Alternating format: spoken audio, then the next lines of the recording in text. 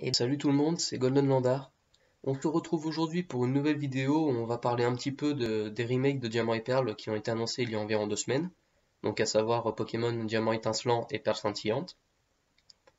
Donc déjà on va parler un petit peu de ce qu'on a vu sur les trailers et de tout ce qui se dit autour du jeu, notamment sur les réseaux sociaux. Parce que ce jeu ne fait clairement pas l'unanimité et je comprends parfaitement pourquoi. Et ensuite, dans la deuxième partie de la vidéo, on va voir un petit peu ce qui pourrait être ajouté au jeu ou modifié par rapport à ce qu'on a dans les versions de base et aussi ce qu'on a vu dans le trailer. Donc déjà, je pense qu'on est tous d'accord pour dire ça, mais personne ne s'attendait à voir ça dans le trailer. Déjà, ils ont enfin annoncé ce remake que moi j'attends depuis 4 ans, je crois, 3-4 ans. Mais au final, le style graphique, personnellement, je m'attendais à un style graphique d'épée bouclier, et là pas du tout, ils ont fait un style, je sais même pas trop ce que c'est, je saurais pas trop le décrire. Ils sont revenus au graphisme de base, mais en lissant les textures. Donc bon, ça vraiment, je sais pas trop ce qu'ils ont fait, mais bon. Déjà, c'est vrai que l'écran de combat, donc ça, ils ont gardé un peu ce qu'on a dans épée bouclier, donc les personnages et les Pokémon en 3D. On voit les décors en fond correspondant au lieu dans lequel on est, donc ça personnellement je trouve ça va. Certains se plaignent un petit peu des textures et des graphismes qui sont pas très beaux, mais enfin ça, moi personnellement, ça m'a pas gêné. Et aussi, le jeu, c'est marqué dans le trailer, il est encore en cours de développement. Donc il y a encore un peu de temps pour l'améliorer, pour lisser un peu les textures, tout ça. Ensuite, les décors du monde où on se balade. Alors donc là, c'est clairement ceux qui étaient dans la version de base, donc Diamant et Perle, mais qui ont été remis en HD, avec la même caméra en point de vue sur le dessus. Donc là, personnellement, quand j'ai vu ça au départ, j'ai été déçu, je m'attendais vraiment pas à ça. J'espérais un style épée bouclier, je voulais vraiment redécouvrir Sinnoh mais avec des graphismes d'épée bouclier, donc assez réaliste et un peu en 3D. Enfin, avec une caméra un peu en 3D qui bouge de temps en temps. Mais après, c'est vrai qu'avec du recul, j'y ai réfléchi, et je me suis dit que entre la sixième et la septième génération, il y a quand même eu une évolution graphique. Sur le style graphique, Game Freak l'avait d'ailleurs dit. Ils pensaient déjà avoir atteint les limites de la 3DS avec XY et Rosa. Mais pour Soleil et Lune, ils ont fait une approche totalement différente pour coder le jeu, et ils se sont rendus compte qu'ils ont pu encore repousser les limites de la 3DS. Donc c'est vrai que enfin jusqu'à la sixième génération inclus, si vous regardez, c'est toujours le même style graphique, mais qui a été amélioré au fil du temps. Et à partir de la septième génération, donc septième et huitième, là les graphismes, on voit quand même qu'on est rentré dans une nouvelle ère, et on peut voir notamment avec les hautes herbes qui sont plus du tout codées pareil. Dans les 6 premières générations, c'est vraiment un système de cases, où il y a vraiment une touffe d'herbe par case. Alors que là en 7G, c'est vraiment plein de brins d'herbe côte à côte et les zones du coup ne sont plus vraiment carrées ou avec un style assez géométrique. Donc c'est pour ça que je pense par rapport à Diamant et Perle, ça aurait pu, enfin Diamant étincelant, Perle scintillante, ça aurait peut-être pu dénaturer un peu le jeu, de ressortir la 4G mais avec les graphismes d'épée et bouclier. Et en plus, ça, c'est vrai que les graphismes d'épée et bouclier, on les aura dans l'open world, donc selon ce qu'on aura dans l'open world, ça, je pense, ça pourra passer. Par contre, ça c'est un truc que vraiment je ne comprends pas pourquoi ils l'ont mis, le style chibi. Vraiment, je le trouve horrible. Pour moi, il n'a rien à faire là. Certains disent qu'il a été mis là parce que c'est le style qu'il y avait dans les jeux de base. Ils ont mis les persos de base, mais avec des graphismes en HD. Oh là, pardon. Mais avec des graphismes en HD. Personnellement, je vois pas du tout pourquoi les gens disent ça. Parce que déjà, c'est vrai qu'il y avait une histoire un peu de pixel art. Bon, après, on aime ou on n'aime pas, ça dépend un peu, mais surtout s'ils avaient fait ça en quatrième génération, c'est aussi, bah, il y avait un petit problème aussi de ressources. Technologiquement parlant, la DS était beaucoup moins avancée que la Switch, et on pouvait pas faire tout ce qu'on voulait dessus. Le style d'épée bouclier, jamais on l'aurait vu sur DS. Et puis entre la 3G et la 5G, on avait toujours ce style de personnage, et du coup c'était un peu dans l'air du temps. Et puis quand on voit également, il y a la caméra du dessus, avec vue de dessus, et si vous regardez le personnage de la 4G, donc Luca, Aurore ou même n'importe quel autre personnage, vous verrez qu'il a une tête assez grosse, le ventre et les bras qui sont un peu plus petits, et les jambes qui sont vraiment minuscules. Ça, le but, selon moi, c'était pas pour faire un style chibi, c'était vraiment pour mettre un effet de perspective. Et après, du coup, bon, bah, c'est en pixels, les proportions, c'est peut-être pas forcément approprié, mais ça, c'est une histoire également de ressources de la DS. Pour moi, si on avait ce style-là de base, c'était une simple histoire de ressources et de perspective avec la caméra vue du dessus. Ça n'avait aucun rapport avec un chibi. Là, ils ont mis un chibi, sauf que comme il y a la caméra, enfin le jeu est déjà en 3D entre guillemets, puis la caméra du dessus, ça n'a vraiment, bah, les personnages sont encore plus disproportionnés. Et puis même pour du chibi, vraiment, ils sont vraiment pas bien faits du tout, je trouve, hein. Vous pouvez comparer, là, je vous ai mis une image entre le Link de Link's Awakening, qui est aussi en chibi, et Luca du remake de Diamant et Perle. Vous voyez bien que la tête de Luca est énorme. Certains me disent, puisque j'en ai déjà parlé un peu avec mon entourage, certains me disent que c'est le chapeau qui fait tout. Je suis entièrement d'accord que le chapeau va encore plus agrandir sa tête, mais dans ce cas, c'est bien la preuve que le chibi n'est pas approprié pour ce jeu-là.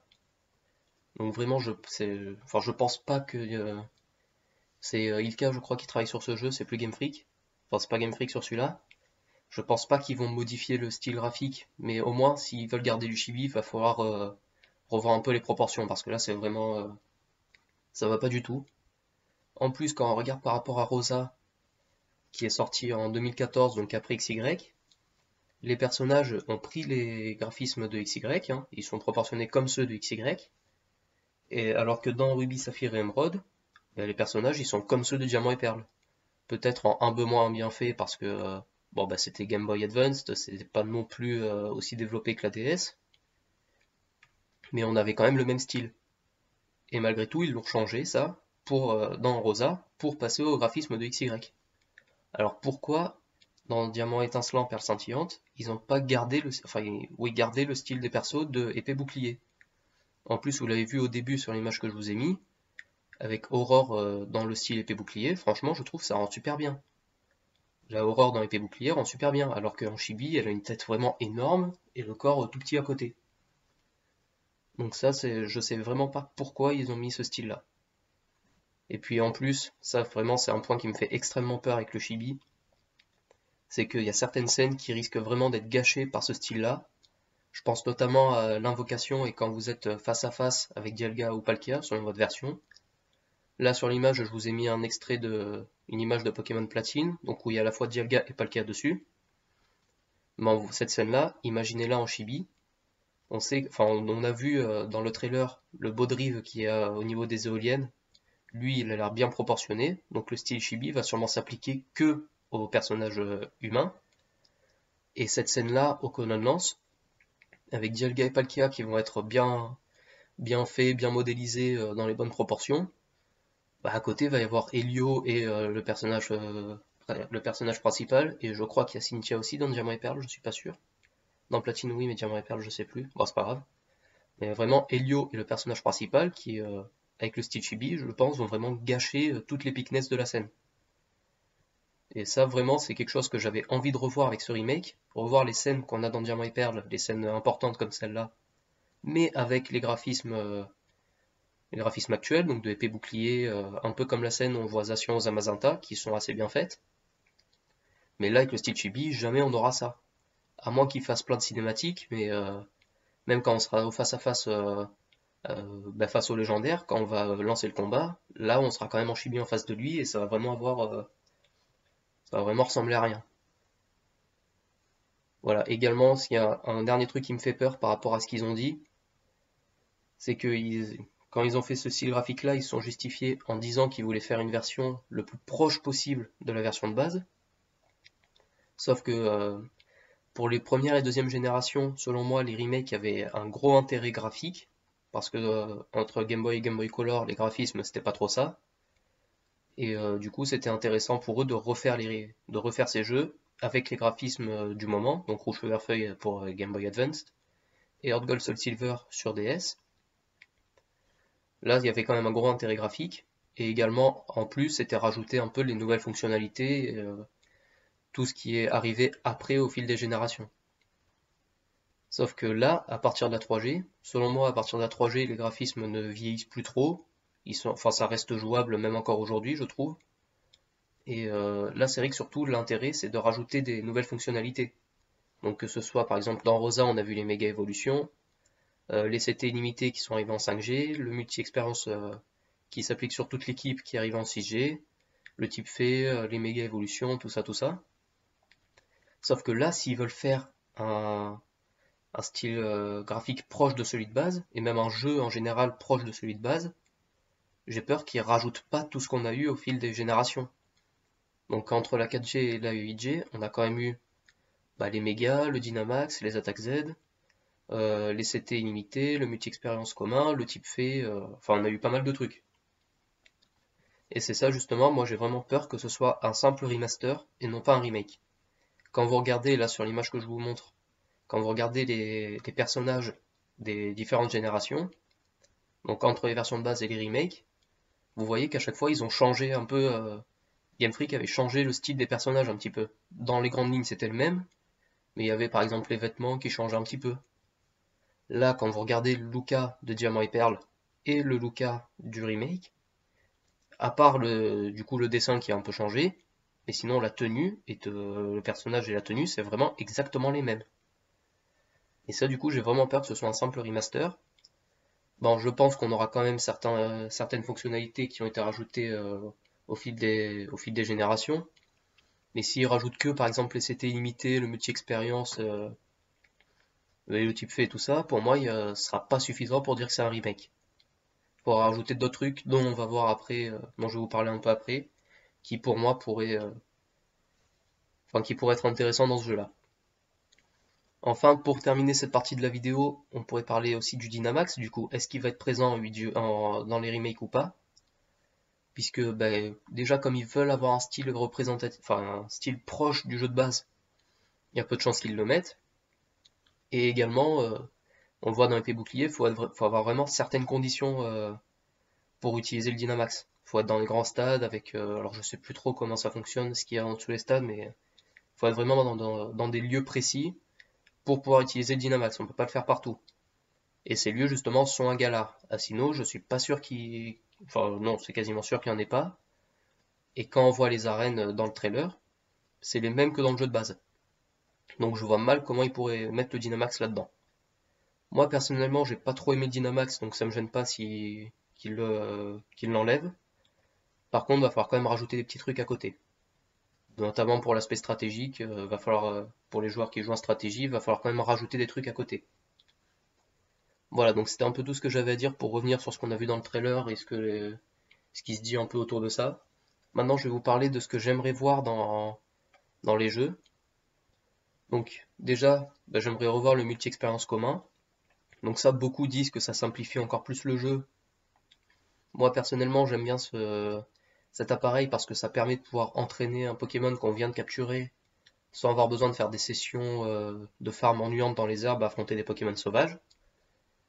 Et puis après, contrairement à épée bouclier, au moins ce serait un objet qu'on peut choisir d'activer ou non. Contrairement à épée bouclier, où là c'était vraiment, il n'y avait plus l'objet, mais en gros il était présent de base.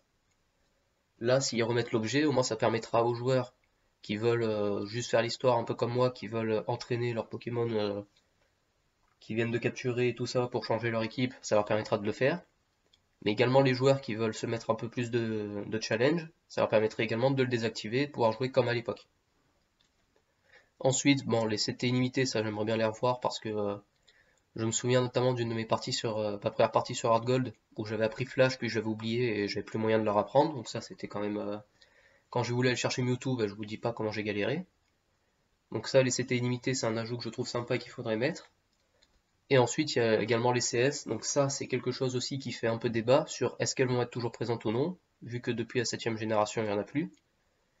Donc moi personnellement je pense qu'elles seront encore là, mais j'aimerais bien voir un moyen de les rendre moins handicapantes.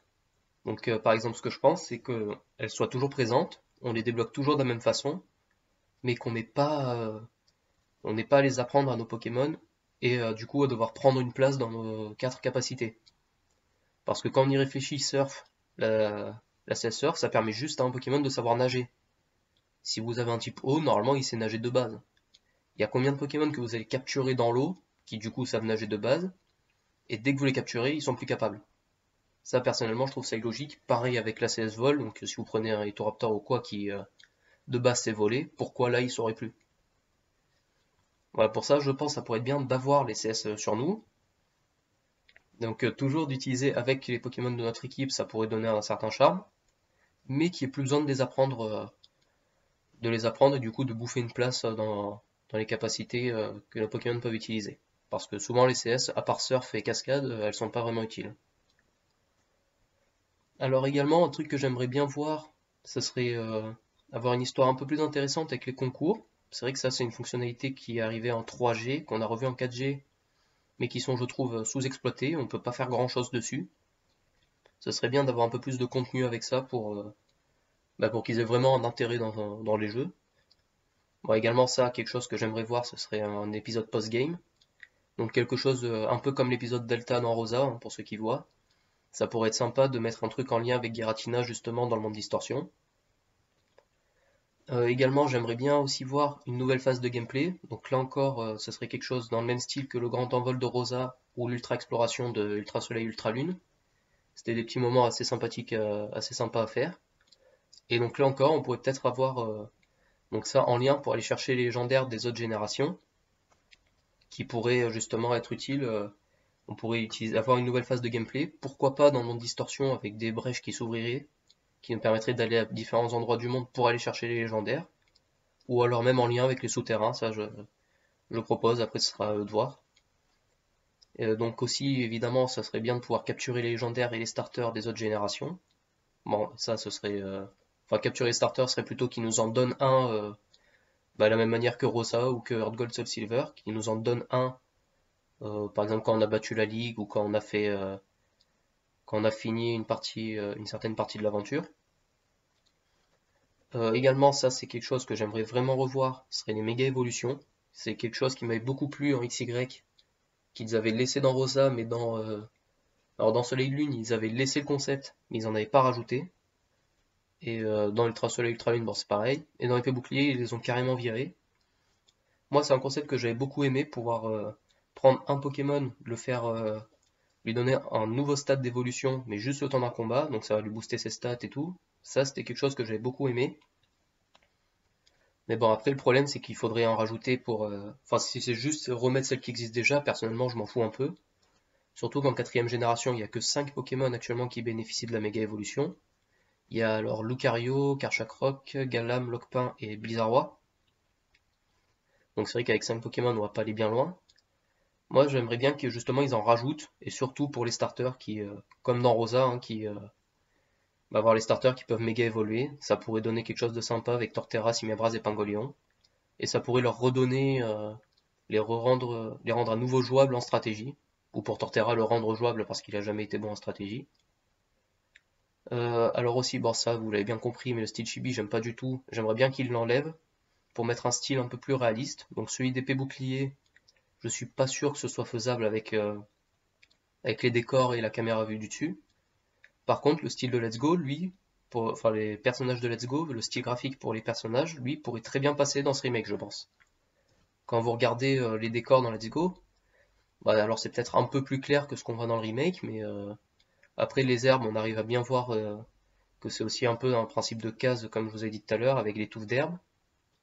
Et vraiment, le style des personnages de Let's Go, je pense qu'il pourrait bien passer dans ce remake. Et d'ailleurs, je sais toujours pas pourquoi ils ont pas repris celui-là. Et ils ont mis un style chibi qui ressemble à rien.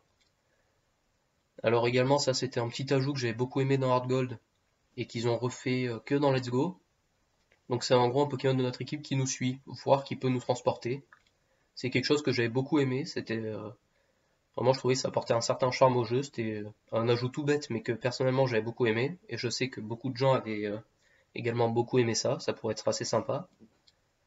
Ensuite, quelque chose de épée bouclier que j'aimerais bien revoir, ce serait les aromates pour changer les natures d'un Pokémon et également revoir les bonbons expérience, donc SM, LXL et tout ça.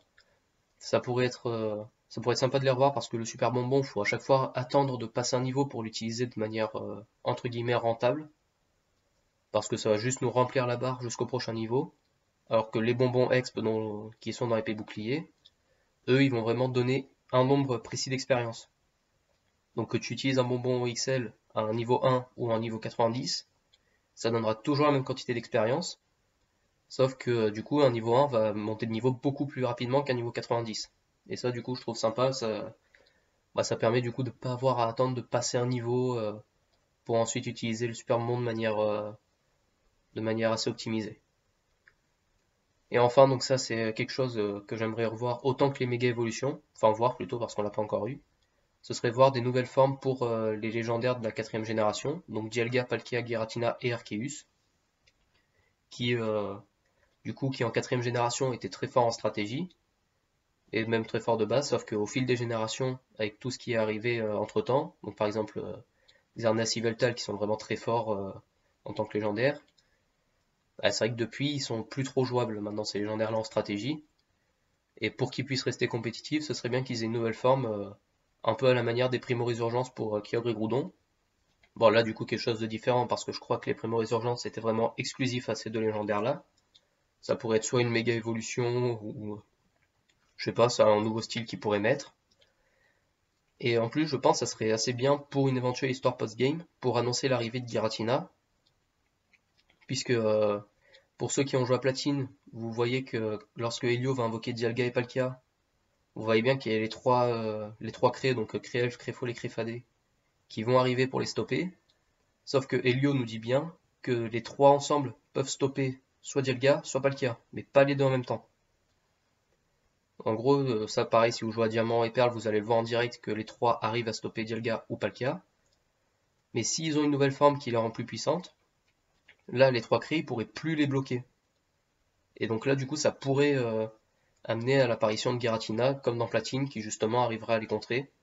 Voire même pourquoi pas Arceus, parce que lui c'est quand même c'est censé être le dieu des Pokémon, donc ce serait bien qu'il redevienne le Pokémon le plus puissant du jeu et que ça ne soit pas Mega Rayquaza qui, même il est assez stylé, je vois pas trop pourquoi ce serait lui le Pokémon le plus puissant du jeu. Pour moi, ça devrait être Arceus et rester Arceus. Surtout qu'il y a énormément de potentiel avec lui, je pense, par rapport à ses stats, à ses types et tout. Il pourrait y avoir vraiment beaucoup de potentiel pour lui mettre une nouvelle forme et enfin, lui mettre tout simplement un nouveau pouvoir ou une nouvelle forme qui le rendrait beaucoup plus puissante. Même pour Dialga, Palkia, Giratina, c'est quand même le trio de la création, donc c'est ce qui est en théorie juste en dessous d'Arceus. Donc là aussi, il serait bien que ces trois-là deviennent beaucoup plus puissants que ce qu'ils sont actuellement et qu'ils soient à peu près au même niveau que Primo Groudon, Primo Kyogre ou Mega Rayquaza, et voire même peut-être encore plus fort, ce qui serait logique par rapport à la mythologie. Voilà, donc ça c'est à peu près tout ce que j'ai trouvé comme ajout qui pourrait être mis. Donc si vous en avez d'autres idées, n'hésitez pas à me les mettre en commentaire, histoire que je vois. Également, n'hésitez pas aussi à me dire ce que vous avez pensé de ces remakes, donc si vous êtes emballé, si vous êtes déçu, si vous attendez quelque chose ou quoi. Moi personnellement, j'attends d'en savoir plus. Là pour l'instant, on a vu qu'un trailer, donc je sais pas trop. Mais pour l'instant, je suis quand même assez déçu par le style chibi et par le fait que vraiment ils aient pas voulu prendre trop de risques et rester sur la version de base mais en HD. Et j'ai vraiment peur que ce soit un remaster et qu'il n'y ait pas d'ajout, pas tellement d'ajouts par rapport à la version de base. Moi vraiment j'ai très peur de ça, mais j'attends de voir un petit peu. On est encore en mars, j'attends de voir un petit peu les prochains ajouts qu'ils pourraient faire dessus. Voilà, donc n'hésitez pas à me dire ce que vous en pensez, ce que vous aimeriez voir ou au contraire ce que vous aimeriez voir d'enlever. Et n'hésitez pas également à liker la vidéo, à la partager et tout ça. Et puis je vous dis à la prochaine. Allez, à plus.